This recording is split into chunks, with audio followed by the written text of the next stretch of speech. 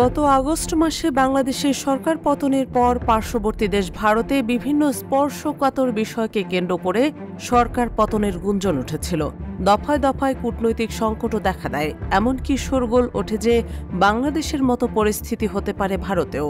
ভারতে চলমান এমন রাজনৈতিক উত্তেজনাপূর্ণ পরিস্থিতির মাঝে দেশটির বিরোধী দল কংগ্রেসের প্রধান নেতা মল্লিকার্জুন খড়গে মজার ছলে বলে বসেছেন যে মোদির পতন না হওয়া পর্যন্ত আমি মরব না।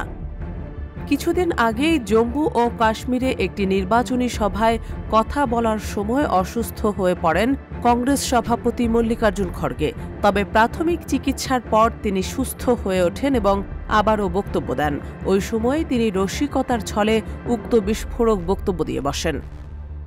দেশটির সংবাদ মাধ্যম এনডিটিভি ২৯ সেপ্টেম্বর রবিবার এক প্রতিবেদনে জানিয়েছে, মল্লিকার্জুন খড়গে নির্বাচনী সভায় কথা বলার সময় মাথা ঘোরা অনুভব করেন। ওই সময় দলীয় নেতারা তাকে সাহায্যে এগিয়ে যান এবং চেয়ারে বসান। এরপর চিকিৎসকরা তাকে পরীক্ষা নিরীক্ষা করেন। পরীক্ষা শেষে তারা জানান খড়গের প্রেশার ওঠানামা করছিল। সুস্থ হওয়ার পর খড়গে আবারও মঞ্চে এসে বলেন, আমরা রাষ্ট্রীয়তা পুনরুদ্ধারে লড়াই করব। আমার বয়স ৮৩ বছর, আমি এত তাড়াতাড়ি মরব না।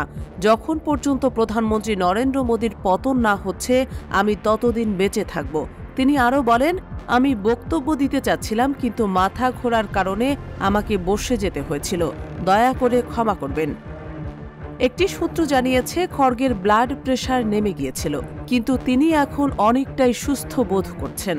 চিকিৎসকরা যদিও তাকে বিশ্রাম নেওয়ার পরামর্শ দিয়েছেন, তবে তিনি পরবর্তী জনসভায় যাবেন কিনা সেটা স্পষ্ট নয়।